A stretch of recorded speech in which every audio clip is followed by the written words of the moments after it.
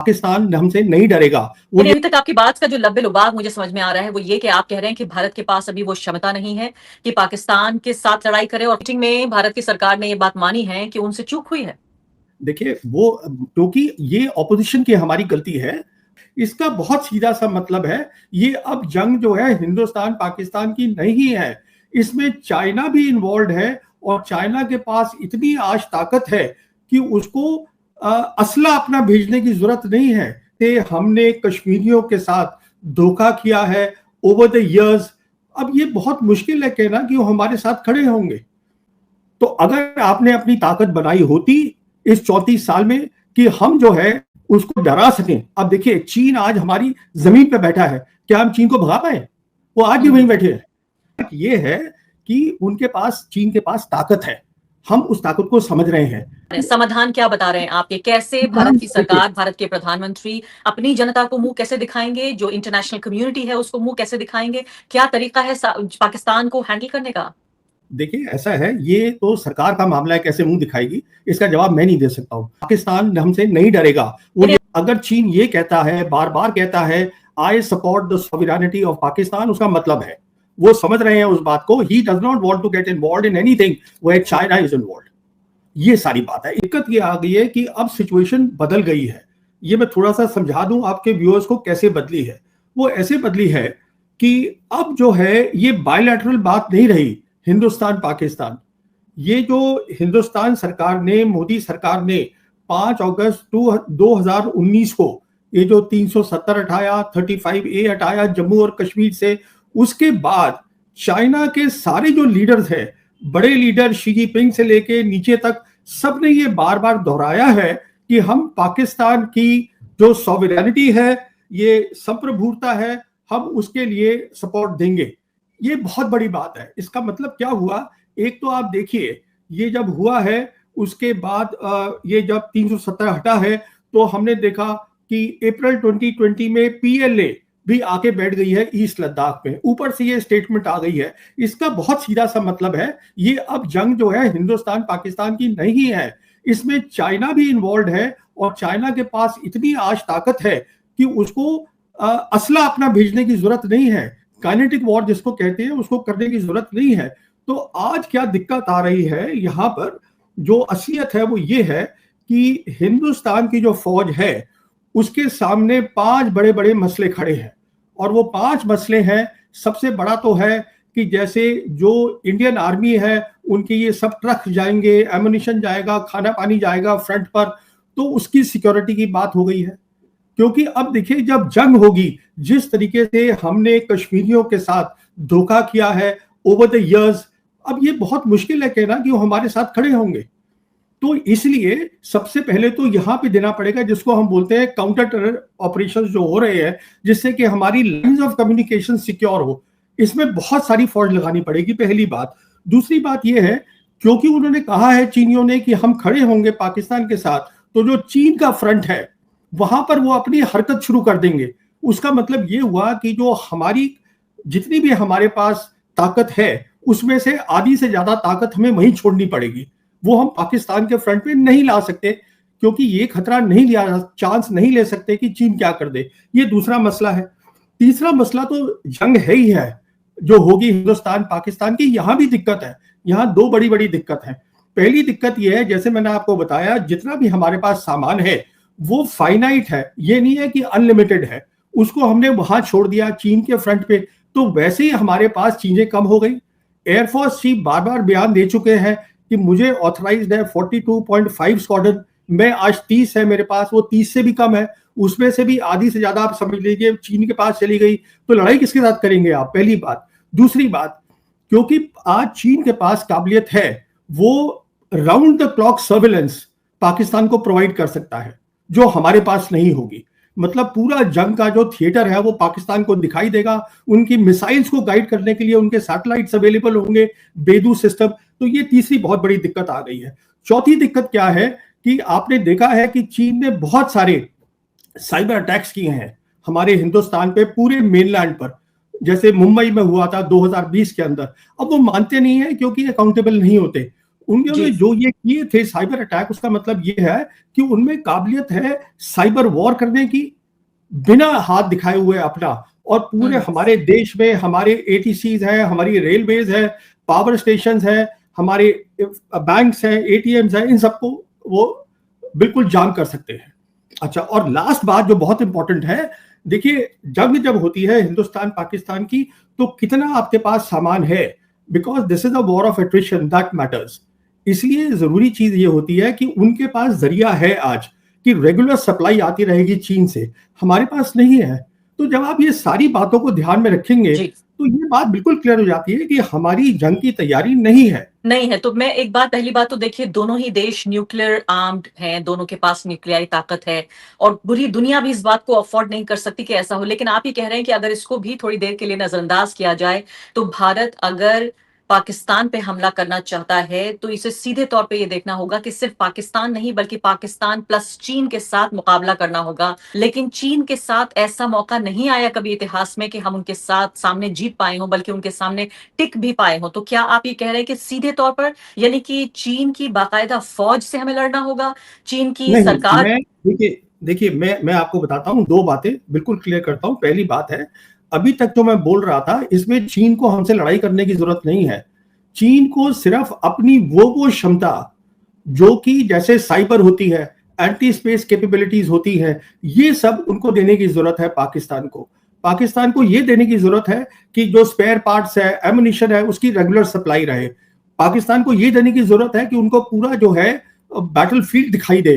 तो ये सब चीजें मिल जाती हैं तो उसमें पाकिस्तान का फायदा होता है। दूसरी बात मैं आपसे कहना लेकिन चाहूंगा। लेकिन मुझे ये समझ में नहीं आया, जब आप ये कह रहे थे कि इंटरनेट रोक सकता है हमारा, या हमारे एटीएम जो बैंक्स हैं उनके ऊपर, उनको एक तरह से पैरालाइज कर सकता है, ये समझ में नहीं आया कि ये कैसे काम करेगा। ये ऐसा, इसको हम बोलते हैं साइबर। साइबर का मतलब होता है जितनी भी आज डिजिटाइजेशन हुई है, मतलब कंप्यूटर लगे हैं। आज हम देखिए हिंदुस्तान में कंप्यूटर हमारे फाइनेंशियल, हमारे बैंकों में लगे हैं, हमारे पावर स्टेशन में लगे हैं, हमारे एटीसी पे लगे हैं, हमारी ट्रेन के वहां पर भी कंट्रोल होता है। उन सबको जाम कर सकते हैं, वो चाइना के पास आज ताकत है। दूसरी बात, चाइना जो है, जो इंटरनेट आता है हिंदुस्तान के अंदर, ये सब अंडर सी केबल्स होती हैं। आज उनके पास वो वेसल्स है, वो जहाज है जो हमारे पास नहीं है, जिससे कि वो अंडर वाटर इंटरनेट कनेक्शंस काट सकते हैं। इसमें उनको हमसे फिजिकल लड़ाई करने की जरूरत नहीं है। अच्छा, दूसरी मैं एक बात आपके व्यूअर्स को और बताना चाहता हूं, वो बहुत सीधी सी है। देखिए, हमने जंगें लड़ी हैं पाकिस्तान के साथ, हिंदुस्तान पाकिस्तान की जंगें हुई हैं। जब पहली जंग हुई थी कश्मीर की, तो एक सीज फायर लाइन बनी थी। वो बनी थी 1 जनवरी 1949 को। समझिए इस बात को, वो वाली मिलिट्री लाइन आज भी कायम है ग्राउंड पर, as the line of control, दूसरे नाम के साथ। इसका मतलब ये हुआ, वेस्टर्न थिएटर में हम कभी भी पाकिस्तान को पूरी तरीके से नहीं हरा पाए हैं। ये आप प्लीज बात समझिए। ये जो हम बोल देते हैं कि हमने 71 की जंग जीती है, वो 71 जो था वो बांग्लादेश हमने बनाया। वहां तो पाकिस्तान वैसे भी कुछ नहीं कर सकता था, लेकिन क्योंकि वो अपनी, करगिल की जंग को क्या कहेंगे फिर आप? देखिए कारगिल तो जंग थी ही नहीं। कारगिल को मैं कॉन्फ्लिक्ट बोलता हूं। उसका ये एक गैम्बल था मुशर्रफ का। मुशर्रफ ने अपनी एयरफोर्स नहीं लगाई, मुशर्रफ ने अपनी नेवी नहीं लगाई। जब तक आप अपनी पूरी ताकत नहीं लगाते हैं तो वो जंग होती ही नहीं है। और हमारा एजेंडा ये था कि जो हमारा एरिया है उससे हम पाकिस्तानियों को हटाएं वहां से। हमारा लिमिटेड एम था, तो हमने वो किया। और देखिए, क्योंकि उन्होंने अपनी एयरफोर्स यूज नहीं करी, इसलिए हम अपनी आर्टिलरी को डायरेक्ट फायर में यूज कर पाए। देखिए, तो क्या हम जो तो, तो लोग, क्या तो क्या जंग नहीं होगी तो एक तरह की सर्जिकल स्ट्राइक होगी क्या? यानी नरेंद्र मोदी को देखिए, चेहरा तो दिखाना पड़ेगा ना आम जनता को। जब उन्होंने कहा है कि मिट्टी में मिला देंगे, जिस तरह के बयानात आ रहे हैं, तमाम जो प्रेशर बिल्ड हो रहा है, और मैं तो कहती हूँ एक दफा को ये प्रेशर नहीं भी बनता तो फिर भी भारत की जो सरकार है वो अपनी सीमाओं की रक्षा के लिए रिस्पॉन्सिबल है, अपने बॉर्डर्स को सुरक्षित रखने के लिए, अपनी संप्रभुता को बरकरार रखने के लिए। क्या करेगी अगर एक के बाद अगर एक इस तरह के आतंकवादी हमले, 5 साल तो पहले हमने देखा उसका, 40 हमारे देखिए जवान उसका शहीद हुए। उसका मैं आपको, हाँ मैं समझ गया आपकी बात। उसका मैं आपको सीधा जवाब देता हूँ जो शायद कोई नहीं देता। वो ये है कि ये जो आतंकवादी हमले हैं 34 साल से हो रहे हैं, सिंस 34 इयर्स। ये 1991 में शुरू हुए थे। आतंकवादी हमले क्यों होते हैं? वो इसलिए होते हैं क्योंकि आपका दुश्मन जानता है कि अगर आप रिटालिएट करेंगे, उसके पास ताकत है आपसे लड़ाई करने की। तो अगर आपने अपनी ताकत बनाई होती इस 34 साल में कि हम जो है उसको डरा सकें। अब देखिए चीन आज हमारी जमीन पे बैठा है, क्या हम चीन को भगा पाए? फर्क ये है कि उनके पास, चीन के पास ताकत है, हम उस ताकत को समझ रहे हैं। पाकिस्तान जानता है कि हमारे पास इतनी ताकत नहीं है। क्यों जानता है? क्योंकि उसने जितनी जंगें लड़ी हैं, मैंने आपको बताया है कि वो जो मिलिट्री लाइन है वो हमने ना तो 49 में बनी पहली जंग में, 65 की लड़ाई लड़ी, 71 की लड़ाई लड़ी, वो आज भी कायम है, हम उसको नहीं हटा पाए हैं। तो ये सब चीजें होती हैं जिनको तो फिर आप क्या ये बता रहे हैं, समाधान क्या बता रहे हैं आपके? कैसे भारत की सरकार, भारत के प्रधानमंत्री अपनी जनता को मुंह कैसे दिखाएंगे, जो इंटरनेशनल कम्युनिटी है उसको मुंह कैसे दिखाएंगे? क्या तरीका है पाकिस्तान को हैंडल करने का? देखिए ऐसा है, ये तो सरकार का मामला है, कैसे मुंह दिखाएगी इसका जवाब मैं नहीं दे सकता हूं।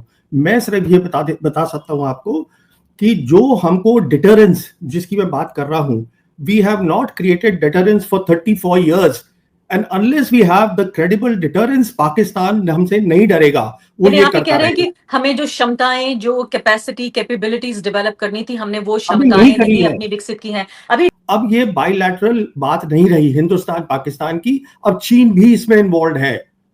ये कारण है कि वो न्यूट्रल पोजीशन ले रहे हैं। और ये यहां पे हम लोगों को बात समझनी है इस बात को। चीन जो है, now there is a triangular matrix. अगर चीन ये कहता है, बार बार कहता है, I support the sovereignty of Pakistan, उसका मतलब है वो समझ रहे हैं उस बात को। He does not want to get involve in anything where China is involve.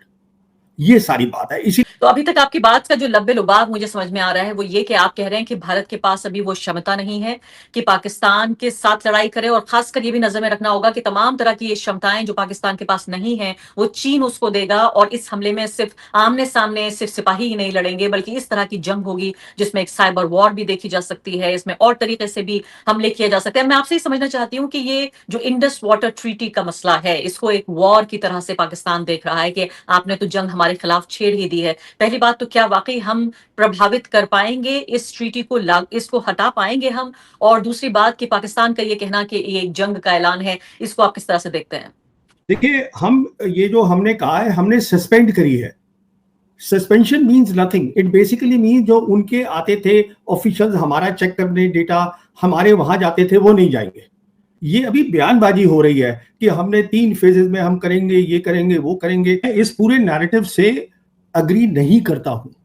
मैं आपको बताता हूं मैं क्यों अग्री नहीं करता हूं। ये आज नैरेटिव चल रहा है कि इंटेलिजेंस फेलियर हुआ है।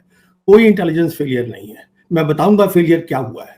इंटेलिजेंस फेलियर इसलिए नहीं है, जब भी टेरर अटैक्स होते हैं, जो टेररिस्ट होता है, आप कितनी भी फौज लगा लीजिए, आप हर चप्पे चप्पे पे फौज को खड़ा नहीं कर सकते। कहां पे अटैक करना है, किस क्वांटम में करना है, किस समय करना है, वो इनिशिएटिव हमेशा टेररिस्ट के पास रहेगा। अगर वो यहां नहीं करता तो कहीं और करता। क्यों करता? क्योंकि आपने कहा कि अब नॉर्मलसी आ गई है कश्मीर में, तो 35,000 टूरिस्ट आ गए। अब वो टूरिस्ट जो है, वो 35,000 यहां पे तो नहीं है ना, वो और जगह भी है। अब 30,000 वापस चले गए हैं। कहने का मतलब ये है, प्रॉब्लम उसमें आप नहीं कुछ कर सकते हैं। अभी वो कह देंगे हाँ साहब हमने इसको प्लग कर दिया, वो अगली बार फिर कर देगा, क्योंकि इनिशिएटिव उसके पास है, आपके पास नहीं है, टेररिस्ट के पास है, वो तय लेकिन करेगा। ऑल पार्टी मीटिंग में भारत की सरकार ने ये बात मानी है कि उनसे चूक हुई है। देखिए वो, क्योंकि ये ऑपोजिशन की हमारी गलती है। ऑपोजिशन को कहना चाहिए था कि साहब आप बताइए, आपने स्टेट में नॉर्मलसी कैसे डिक्लेयर कर दी, जबकि सुनिए, जबकि एक भी सोल्जर आपने कम नहीं किया, स्ट्रेंथ आपने कम नहीं करी वहां से नफरी, बिल्कुल पहली बात। दूसरी बात, जो आपका ये है क्या बोलते हैं, जो चीफ मिनिस्टर है of such a border state, उसके पास लॉ एंड ऑर्डर ही नहीं है। Police, paramilitary are not under him.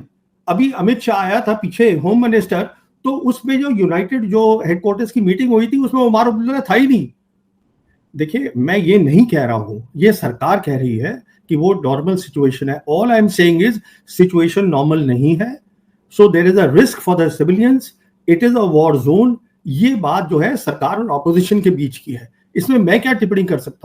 दोस्तों ये तो बस शुरुआत है, आगे और भी हैरत अंगाज राज सामने आने वाले हैं।